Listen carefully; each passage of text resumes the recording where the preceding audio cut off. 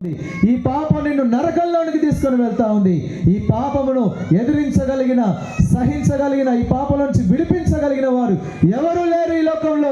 ఒకే ఒక్క ప్రభు, పాపము లేనివాడు, నోటి మాటతో అబద్ధమాడని పెదవులు కలిగిన పరిశుద్ధుడైన యేసుక్రీస్తు పరలోకాన్ని విడిచిపెట్టి ఈ లోకానికి వచ్చిన కారణం నీ పాపంలో నుంచి నిన్ను రక్షించుట కొరకు. హల్లెలూయా చెప్దాం గట్టిగా, హల్లెలూయా.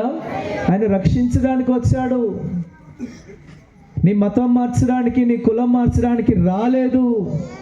ఇక్కడ కూర్చున్న ఎవ్వరు ఎన్నో రకాల వ్యసనాలకు లోనైన వారే ఇంతకు ముందు, కానీ ఇప్పుడు ఆ వ్యసనాలన్నిటిలోంచి విడుదల పొందుకున్నారు.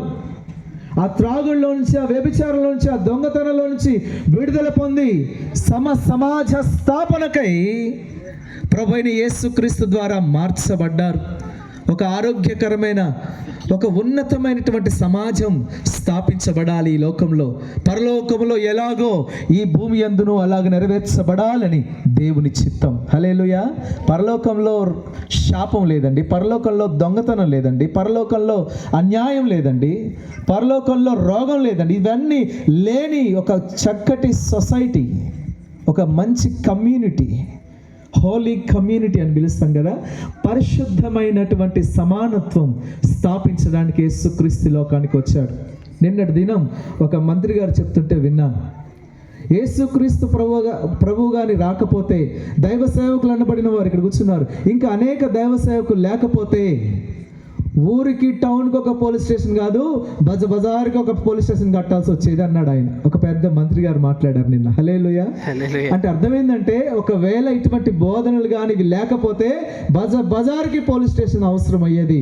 వీళ్ళు చేస్తున్నారు ఒక మంచి వ్యక్తిగా మార్చబడట కొరకు. హల్లెలూయా. పోలీసు వాళ్ళు కొట్టిన దెబ్బలు మార్చవు, కోర్టులు వేసిన శిక్షలు మార్చలేదు కొందరిని. స్టువర్ట్పురం అనే ప్రాంతంలో ఉన్న దొంగలు ఇప్పుడు సువార్తపురం అని వాళ్ళ పేరు మార్చుకున్నారు, ఆ ఊరి పేరే మార్చుకున్నారు. కారణం ఏంటి అంటే, ఆ స్టువర్ట్పురం దొంగలను మార్చినది ప్రభువైన యేసుక్రీస్తు సువార్త. ఆయన వాక్యము విన్నవారు వారి దొంగతనాలన్నింటినీ మర్చిపోయి, వాళ్ళ చిన్నపిల్లలకంట అంతకుముందు బ్లేడ్లను, చాకులను కొనిస్తూ ఉండేవాళ్ళంట. అరే ఇలాగ కొయ్యాలరా, ఇలాగ పర్సులు కట్ చేయాలరా, ఇలాగ కత్తెరతో కట్ చేయాలరా, ఇలాగ పారిపోవాలరా, ఇలాగ ఏమంటారు దాన్ని, దొరదగొండి సంబంధించిన దొరద వచ్చేది పౌడర్ ఇలాగ చల్లాలరా, ఇలాగ మీద వాంటింగ్ లాగా ఉంచేయాలరా అని ఎన్నో రకాల ప్రయత్నాలు వాళ్ళు నేర్పించేవాళ్ళు. ఏంటి, దొంగతనాలు నేర్పించేవారు చిన్నప్పటి నుంచి. కానీ ఇప్పుడు వారందరూ ప్రభు యొక్క సేవ చేస్తున్నారు ఆయా ప్రాంతాలకు వెళ్ళి. హల్లెలూయా.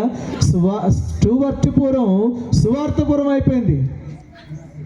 ఎవరు మార్చలేదు, ప్రభుత్వాలు మార్చలేదు, పోలీసు వాళ్ళు మార్చలేదు, తల్లిదండ్రులు మార్చలేకపోయారు, గొప్ప గొప్ప నాయకులు మార్చలేకపోయారు. కానీ యేసుక్రీస్తు వాక్యం ఈరోజు నేను ప్రకటిస్తున్న యేసుక్రీస్తు పాపులను రక్షించడం కొరకే ఈ లోకానికి వచ్చాడు. ఇది నమ్మదగినది. హల్లెలూయా. ఈ నమ్మదగిన వాక్యాన్ని పూర్ణాంగీకారంతో నీవు తీసుకోగలిగితే ఈరోజు యేసుక్రీస్తు ప్రభు నీ జీవితంలోనికి కూడా వస్తాడు, నీ కుటుంబంలోనికి వస్తాడు, ఆయన నీ హృదయంలోనికి వస్తాడు. ఆయన వచ్చిన ప్రభు మౌనంగా ఉండడు. నీ జీవితంలో ఉన్న ప్రతి శాపాన్ని, పాపాన్ని కూకుటి వేర్లతో పెకిలించి పడవేస్తాడు. హల్లెలూయా. ఒకరోజు యేసుక్రీస్తు ప్రభు దగ్గరికి పక్షవాయు రోగిని ఒక వ్యక్తిని తీసుకొని వచ్చారు, మోసుకొని వచ్చారండి. ఆ పక్షవాయు వ్యక్తి అతడు ఎందుకు ఇటువంటి స్థితిలోకి వెళ్ళాడో తెలియదు ఎవరికి. చాలా మంది అనుకుంటారు ప్రతి రోగం ఎందుకు వచ్చిందో అని మాట్లాడుతూ ఉంటారు. కానీ ఒకానొక దినం యేసుక్రీస్తు దగ్గరికి పక్షవాతంతో బాధపడుతున్న ఒక వ్యక్తిని తీసుకొని వచ్చినప్పుడు యేసుప్రభు అతనితో అన్నాడు, నా కుమారుడా, నీ పాపములు క్షమించబడ్డాయి. హల్లెలూయా. ఏమన్నాడమ్మా? పాపములు రోగం తర్వాత సంగతి, ఈ పక్షవాయు జబ్బు తర్వాత సంగతి. నీ పాపములు నేను క్షమించాను కుమారుడా.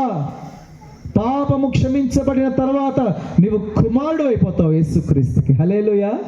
దేవునికి కుమారుడు అయిపోతావు. దేవుని భక్తుడు కాదు నువ్వు, దేవుని కుమారుడివి. తండ్రి అని పిలిచే ఆధిక్యత ప్రభు నీకు ఇస్తాడు. అంత పరిశుద్ధ ప్రభు నిన్ను కుమారుడు అని పిలిస్తే, కుమార్తె అని పిలిస్తే ఎంత భాగ్యం. నీలో పాపం ఉంటే ఆయన నిన్ను అలాగున పిలవలేడు.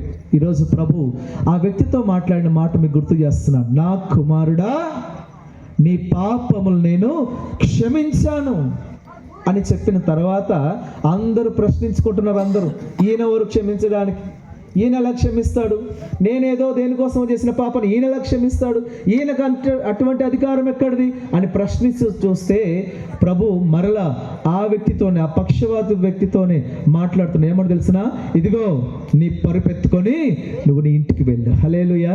పరుపెత్తుకొని వెళ్ళు అని చెప్పగానే వెంటనే దిగ్గున లేచి తాను పడుకున్న ఆ పరుపుని మడత పెట్టి భుజాన్ని వేసుకొని చక్కగా నడుచుకుంటూ పోతున్నాడండి ఈ పక్షవాతం జబ్బుతో ఉన్న వ్యక్తి. హల్లెలూయా. దేవుడు స్వస్థపరిచాడు, దేవుడు అతన్ని బాగు చేశాడు.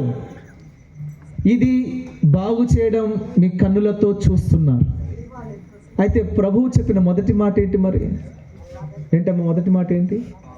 నీ పాపములు క్షమింపబడి. ఇప్పుడు నీ పరుపెత్తుకొని వెళ్ళు అంటే నిన్ను స్వస్థపరిచింది కనిపిస్తుంది, కానీ లోపల ఉన్న పాపాన్ని క్షమించడం ఎవరికి కనిపించట్లేదు. కానీ ఆ వ్యక్తికి తెలుసు, నా పాపాలు ప్రభు క్షమించాడు. హల్లెలూయా. ఇది కరెక్ట్ అయితే, ఈ పరుపెత్తుకొని వెళ్ళడం కరెక్ట్ అయితే, ఈ రోగం పోవడం కరెక్ట్ అయితే